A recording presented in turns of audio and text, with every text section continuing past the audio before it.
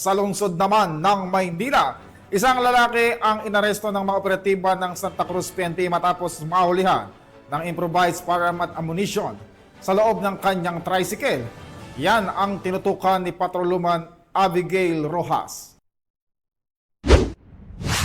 Arestado ang isang 38 anyos na lalaking miyembro umano ng Bahala na Gang sa isinagawang road clearing operation ng Santa Cruz Police Station sa Dimasalang Street Corner, Tiago Street, Barangay 368. Kinilala ang suspect na si alias Aris na naaktuhan ng mga operatiba sa pangunguna ni Police Major Patrick Rodriguez, Station Commander ng Blumentritt PCP, na iniinspeksyon ng isang improvised firearm o pen gun sa loob ng isang tricycle. Nag-conduct ng clearing operation ang ating mga kapulisan sa Dimasalang Street.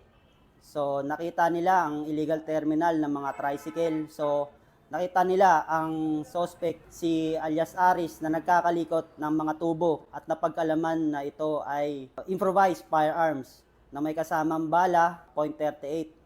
So agad inaresto ng ating mga kapulisan si alias Aris, binasahan ng kanyang mga karapatan.